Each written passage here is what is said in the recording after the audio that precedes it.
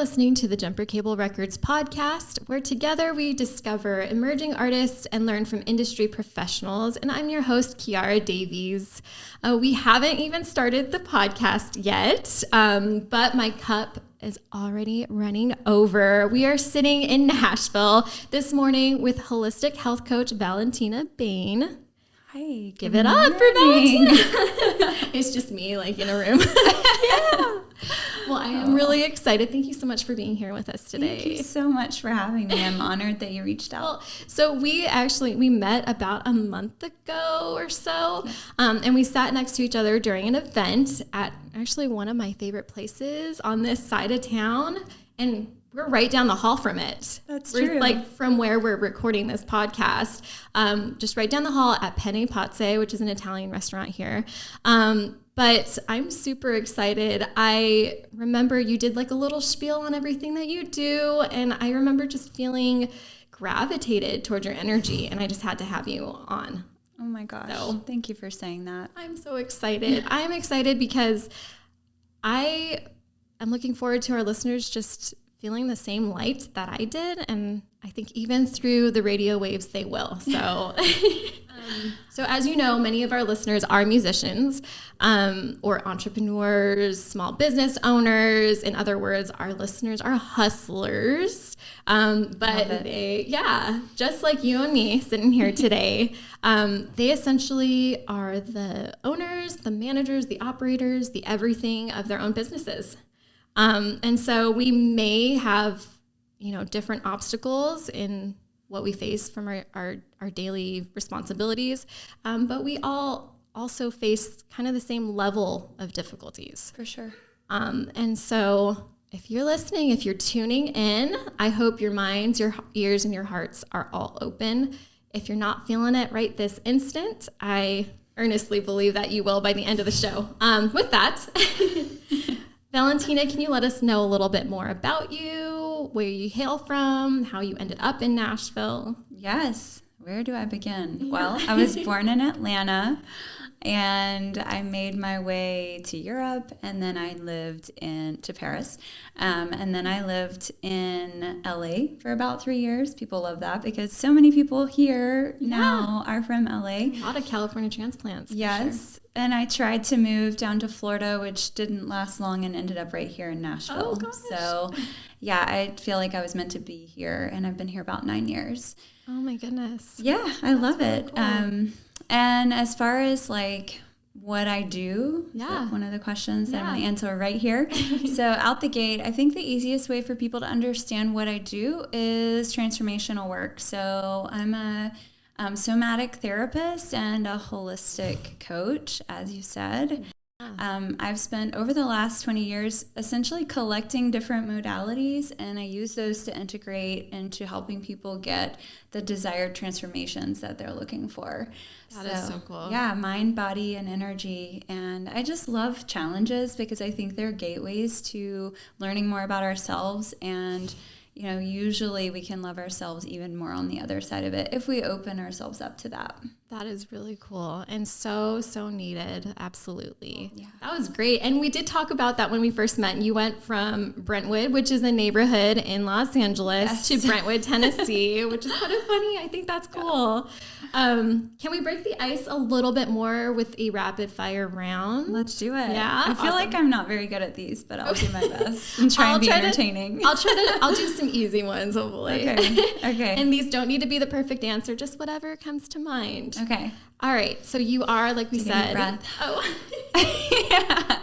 I'm ready. Awesome. Yeah. Well, let's take deep breaths together. Yeah. I always do some deep breathing. Sometimes my husband will hear me from the other side of the house and he's like, "Are you good?" And I'm like, "Yeah, I think it's just you get used to doing that in yoga, and all these years I've practiced that. I don't even realize when I do it." Yes. It's a good habit, but maybe the people around me are like, "Are you good?" I'm yes. Yeah, I'm actually, it's a good thing. I relate to that because it comes out like a sigh sometimes. Something's wrong. Like something's wrong. And so my husband's like, he does the same thing. What happened? What are you thinking about? What is it? Okay, that's me processing and breathing. Letting it go. I get it. Yeah. That's cool. I love it. I feel like we're kindred spirits already. I do too.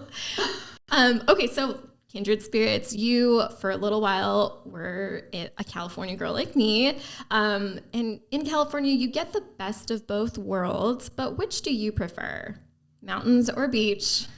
Oh, I love when I can get both, like Malibu as an example. Yes. Yeah. But if I had to choose, it would be beach because I am a waterfront gal. Even my human design goes into that. So it's pretty amazing. I'm like a waterfront gal. Yes. That's another thing. Again, just tallying all the things that we have in common. Yeah. Ocean. That's why I'm like, why am I in Nashville? I'm like, where's the water? I have to go to the lakes here. I know. Yeah. I know. There's something special about Nashville because I feel the same way. I'm like, okay, wait, we're landlocked. Yes. But for some reason it works out here. Yeah. It just does. I get it. I know I'm meant to be here, but I'm like, where's the ocean? Yeah. Yeah. Can we bring that? All you folks from California, can you guys help me? Exactly. We can just take trips, right? Just vacation.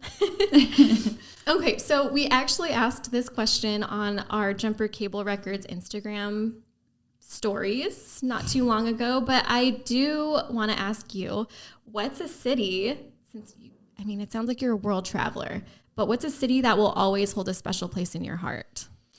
Oh, that's going to have to be Paris. Yeah? Yeah. So what were you doing in Paris? Well, I was studying international business for a short while, and then my path, was weaving me back to the States. But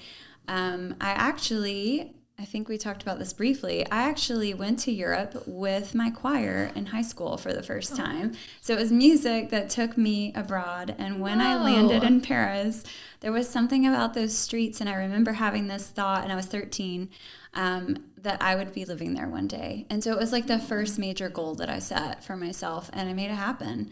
Manifested? Yeah. So that's cool. It was really, really it was an inspirational experience to go there and fill that pool and then make it happen. So do you speak French? I had to ask. Yeah, so I did when I lived there. Mm-hmm. And if I try to speak French now, it's like half French words, really broken and poor French. Franglais. With Spanish, because I learned that growing up. So it's like it's all mixed together now. Hot mess. I think it's awesome, though. I didn't know any of that. That's awesome. Yeah, I just learned that you were a singer, so yeah. We'll have to get I recorded one song long ago, and it never went anywhere, but it was an amazing experience. So what kind of, did you cover a certain genre? Oh, I'm just curious. Well, I love the singer-songwriter vibe, but I never played an instrument, so that was a problem. I tried to play the guitar, but I was a little young, so I found it really uncomfortable. I wish I would have stuck with it. But I love music. It has such a special place in my life, and I love to sing. My family laughs at me because I sing all the time. Aww. So you're in the right place, Music City. That's right. I love it. Okay, last rapid fire. You're doing amazing at this. Thanks. This one is a would you rather. Okay. So get ready. No. Would you rather be able to take back anything you say or listen in on every conversation that's about you? Ooh, that is a really good one. Yeah, I think that I would rather be able to take back something I say because I am an empath, and I'm not going to call myself a mind reader, but I can kind of feel my way through the world pretty well, and I feel like it wouldn't be good for my mental health to hear what people have to say about me. So true. I can't imagine anyone saying anything negative about you, but that's a good way to put it. Well, it says more about them than it really does about you, Absolutely. Because it's their perspective. So I don't know. I try to go through life focusing on what I can do, and I think that's more important than trying to change what other people think about me. So, yeah, I guess that's not super important to me. That is a wise perspective. I like that. Oh, thanks. Yeah. That's a good question. That was tricky. So I want to switch gears a little bit here. Okay. I want to talk more about what you do because I want our listeners to know. We often hear, and you talked a little bit about this a minute ago, we often hear buzzwords like holistic, like life coaching, therapy, mindfulness, and each of us attaches our own associations. And we talked about this a little bit before we started recording. Some people don't really know what all that jargon means. Right. So you share with us the who, the what, and the why of what you do. Sure. Yeah. So I started out basically as an energy worker. I became a Reiki master very, very young. I think I was 17 when I started my Reiki journey. And then I started studying different body work types like clinical massage and craniosacral therapy. Great. That's great. Yeah. It was amazing. What led me to all of that was a diet shift, though. I actually had a lot of health problems growing up that I never knew I could get incredible relief. Those health problems were major digestive issues, the inability to focus, learning disabilities, ADD, things that are pretty common, but they were so severe for me that it was difficult to do simple things like understand what I had just read, even if I was really focused on it. So it was a little tricky to navigate, and it was because of the fact that I changed my diet in those early years, actually because my sister had a health scare, and she shifted her diet, and it inspired me to shift mine, and it was like a whole new world had opened up for me. Wonderful, yeah. Yeah, and so then it led me down this path of like self-healing and mindfulness and therapy and all of that.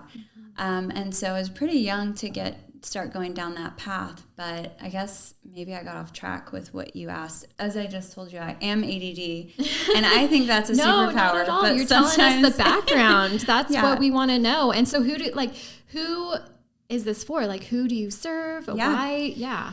So I usually end up working a lot nowadays with women because I am a mom, and I can understand how difficult it is to find the time and the space for you to grow in yourself with like your family in tow, because it can be it's like one thing to change for yourself, but it's another thing to have your whole family that you're worried about how they're going to respond to that change. And whether that's, what we're eating or how we're spending our time and things like that.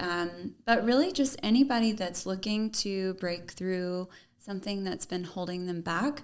The reason that I have such an incredible fascination, which stems back a long time for me, with like parenting and motherhood and just the whole female journey through life, is the complexities of hormones and different phases, but it's also with the fact that like the life cycle starts in a woman's body, and so there's this fascination with that, and the generational piece is like something that I just can't get enough of. So generational traumas, why we play out patterns without even thinking about it, how our lives are kind of a repeat in certain ways of things that we were exposed to when we were younger that we haven't yet processed.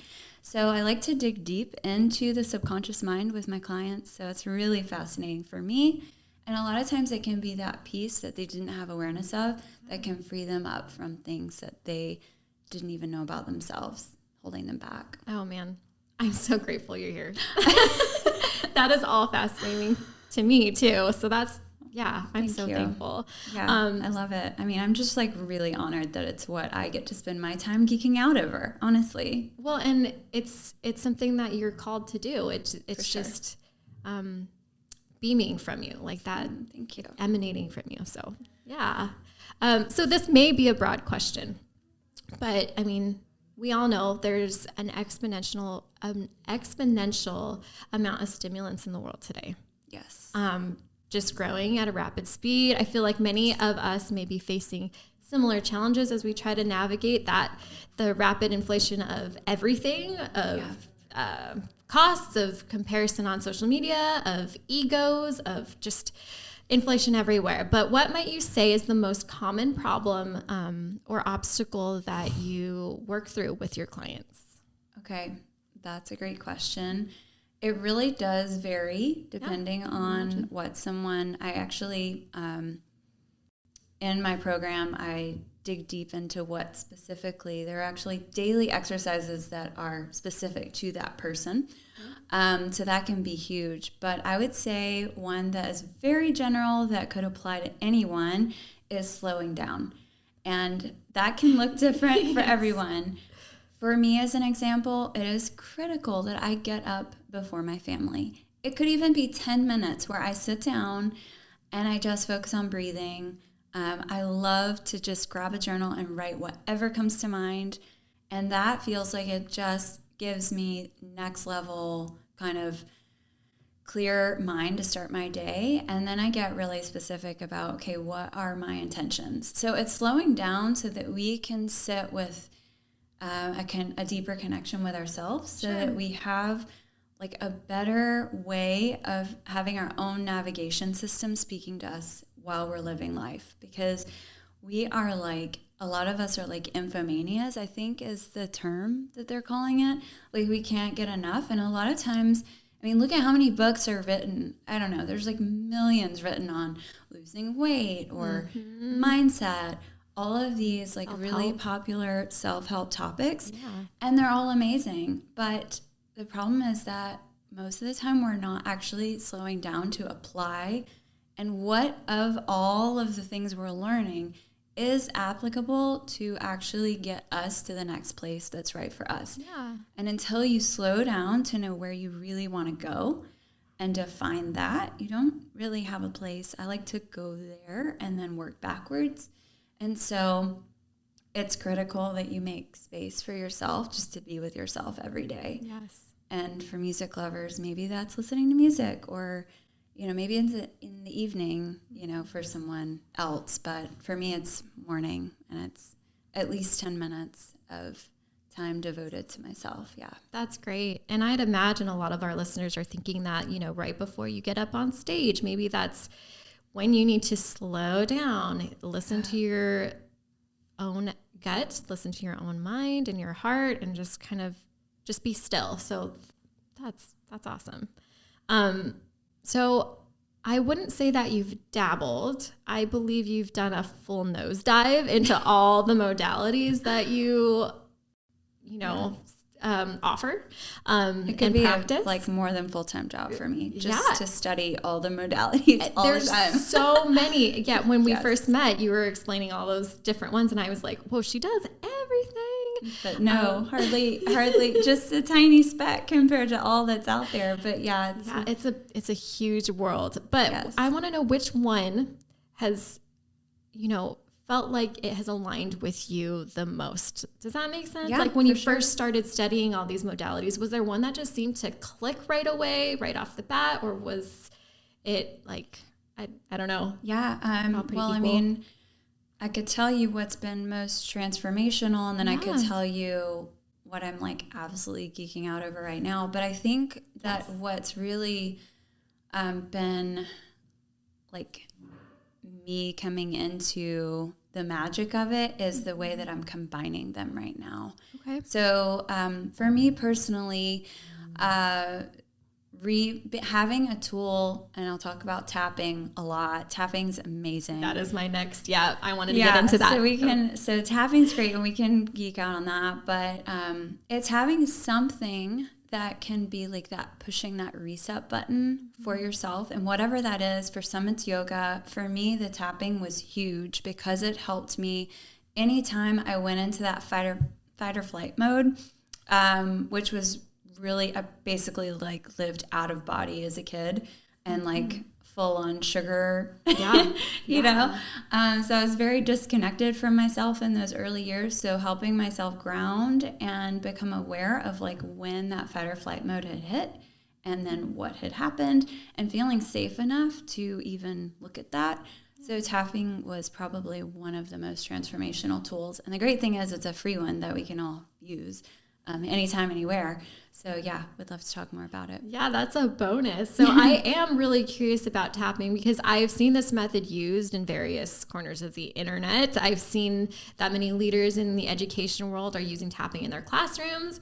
I'm just kind of seeing it everywhere. I know, it's great. So exciting. But for those listening who've never heard of this, can you describe what it is, how it works? So tapping is short for emotional freedom technique. And there's different kind of theories and different ways you can tap, but essentially it's combining ancient Chinese medicine meridian endpoints with modern psychology.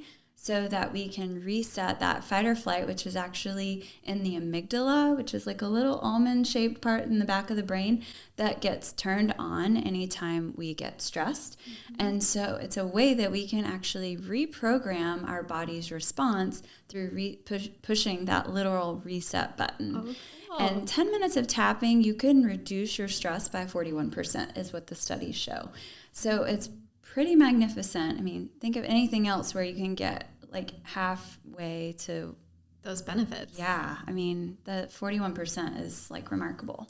Yeah. So what would you say is the typical, I know it would vary for everybody, but let's say you are in a heat of the moment situation, you want to start doing tapping. Is there like a minimum amount of time that you would have to do it, or? No, even like one round. And I always start out tapping with a couple of deep breaths. And so even just that part of it is getting kind of intentional. It's taking a deep breath. It's like acknowledging how you're feeling in that moment. Even that alone, before you even start tapping, will get you far. Yeah. That practice alone, just the beginning steps. But then once you start actually tapping on the meridian points, and there are 9 that I use, but I also teach finger tapping points so that, you know, if like here I could tap under the table, nobody knows I'm tapping if I'm feeling stressed. And it just is a way to help calm the body down. And I also love to use tapping, which is not like super popular right now yet, but I think it will be, to manifest. So what? Yeah, okay, you opened up a can of worms. Yeah, how does this all work? Is there a specific sequence for different things? So no, it doesn't actually necessarily matter the sequence. You can actually just pick one point and tap on that one point. Different points actually correlate to different like organs in the body, just like acupuncture would. Okay. So, you know, when you're experiencing stress, or if you're trying to remember something or have like mental clarity, maybe it feels good to tap on the eyebrow point. So yeah, there's different, and it especially feels great. You can get physical relief with tapping. Mm-hmm. So if you've got sinus pressure, you could tap on the sinus point. So different points can help more specifically with different things, but overall, the body's response to stress, reducing that is going to give you results, like even if you're just choosing one point. Okay, very cool. In terms of the manifesting in tapping, like what's the school of thought? What's the philosophy behind that?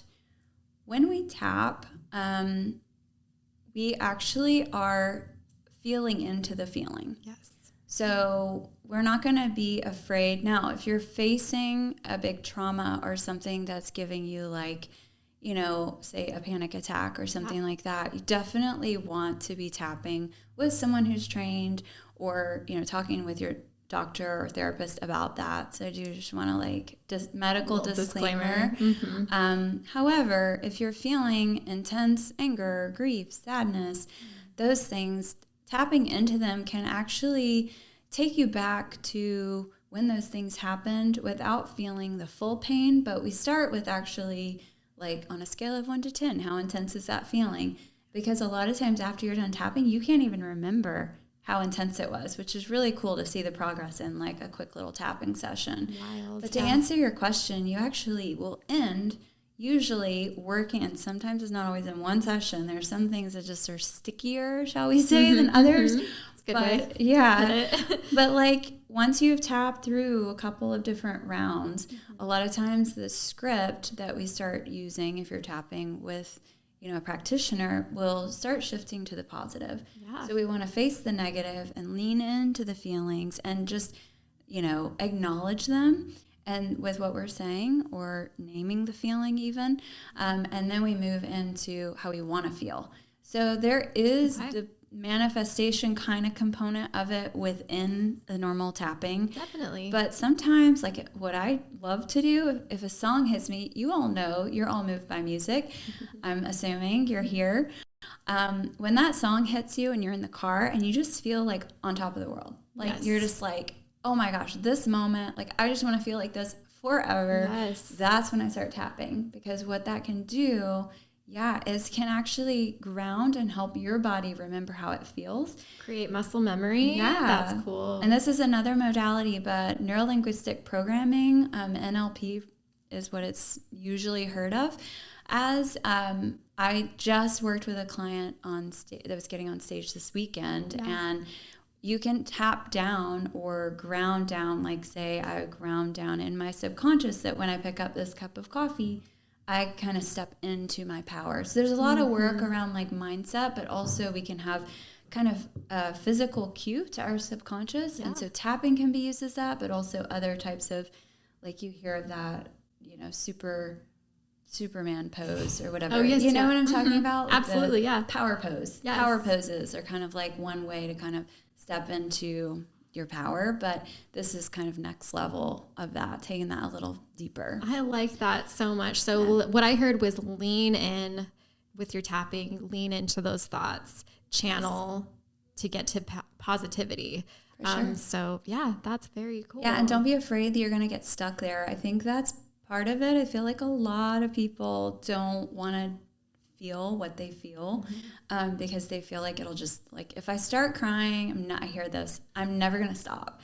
It's not true. And actually our tears and just our cells and our bodies hold emotional memory. Yeah. So drinking water, taking baths, things like that to help move the emotions after you've tapped can be really helpful as well if you've had like kind of a breakthrough session. So I don't know if any of our listeners actually know, but I used to be a massage therapist, which is something that we bonded over. Yes. And definitely you see that when you're working, you know, with the body. So yeah, it's just so fascinating to me. But there's a method that you touch upon on socials, on Instagram, and on your website. The Attune method. Yes. That is a method that I have created called the Attune method. Whoa. Using all of these modalities and integrating them together. Okay, so that's what it's called. Yes. What does it entail? What might it address?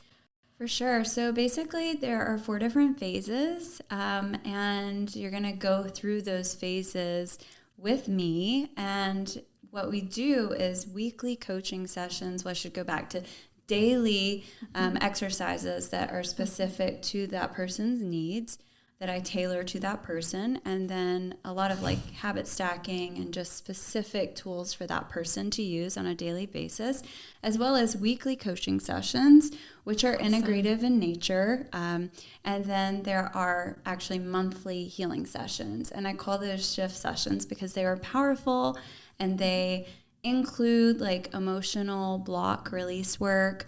They include actually hands-on sessions if they're local to the area. So I do mind, body, and energetic release work with them. And the results are really just transformational for people. So I love it. Wow. Yeah. Wow. Way cool. So let's say right after this episode, right after this podcast, we go to valentinabain.com and want to sign up for the Attune Method journey. Yeah. Can you share with us what that might look like, what we can expect? Like you did start describing it, but yeah. So basically, I like to start with anyone that I'm going to work with and do a clarity session. And so you would go online, book a clarity session. You would answer some questions to kind of find out what it is you're looking to do. And that's at no cost. So you get like a taste of what I offer people. Fantastic. During that. I also on there have non-toxic, specifically if someone's looking to just navigate how to reduce toxicity, which can be the problem like on a physical level for so many, like the root cause of so many health conditions for people. So that's what they're looking for. We could kind of start there. But then we see if they're a good fit for the Attune method.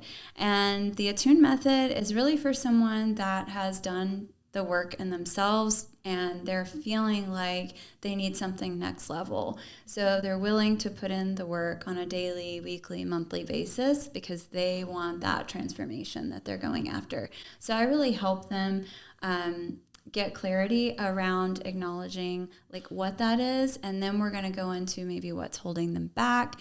And we're just going to dive really deep into releasing those things and holding them accountable to making those daily, weekly, and monthly shifts so that they're able to get the true results that they're looking for. So it's a lot of hand holding, and I only actually take about 5 clients at a time for that program. So it's a lot of energy. That's a lot. Yeah. It's a very like connected process, and it's probably one of the most incredible things that I get to do is just hold someone's hand through that. So I love it, and I highly recommend if anyone here is feeling like this pull inside. I actually teach a lot about that, like how to develop that intuition so that we can, find our way through life in a way that life should be easy. It should open to us. And when we're aligned and we take inspired action, that is really powerful and magical. And I have a lot of testimony to that to myself, along with all my clients. So it's really cool. Well, that's amazing. I think that is the first step, is just becoming, they call it in massage school, they said like becoming literate, like physically literate, being able to read your own body, like being aware and understanding, having that intuition, being able to understand the intuition. So that's very cool. So you brought up hand holding with your clients. Yes. Because of the nature of your work, I am sure that you've seen varying degrees of, let's call it, receptivity to the modalities and methods that you use. For our listeners who are curious and may have their own reservations that have kept them from taking that leap and beginning the journey to healing, and maybe they're afraid to book that appointment, just take that first step. Are there any words of advice or a message that you have been wearing on your heart today that you could share with our listeners? For sure. Always, always, always stay open, because a lot of times when we go through painful things, we can shut off to our hearts, and our hearts and our instincts. I put my hand on my belly because that's where I feel it. That is our internal guide, and that's our direct connection to God, I say, or the universe, if you prefer, whatever it is for you. But it's that way as a human that we can know that we are in alignment, as I was just talking about. So I would just say staying open. In any moment, things can shift in a magical, beautiful way, and everything that you've been through just all makes sense. Absolutely. And so I love to hold the space for possibility for others, because that is my journey. I've been through some really painful twists and turns and terrifying lows, and hit rock bottom myself. And I think that once you realize, and I'm sure everyone here has heard powerful stories, and maybe you're that person right now that you're like, when's my moment for that to happen and that turn to happen? Yes. So I think just being open to that, and I think opening the heart is the first step, because once you do that, the people around you can see you, and they can help you, and they can connect with you, and the world starts feeling different. Yes. Yeah. When you open yourself up, the world opens itself up to you too. 100%. That is so true. Okay, so you have caught us up. You've caught us up to speed on the Attune method. Our listeners can sign up on your website. There is that clarity session that you would want to do ahead of time. So Valentina Bain, BAIN.com. Where else can we follow you to learn more tips and tricks? Yes, I go over a lot of tips. If you want to try a tapping session with me, you can do that on Instagram at valentina.bain. So cool. Yeah, that's awesome. I've done a lot of tapping there. I also talk about a lot of different biohacks and things that I love. So Sweet. And I have seen also you have recipes on there. You cook sometimes and put stuff up. Yes. I'm all about making, small changes that can give you big results. So whatever that is, I'm going to share it. Definitely. I'm all about it too. Yeah. So you have all just discovered holistic health coach and somatic therapist Valentina Bain. If you're feeling stuck, overwhelmed, stressed, unheard, unseen, in need of a deeper connection, I feel like that's a lot of us. Clarity, understanding traumas, triggers, boundaries, all the whole 9 yards, guys.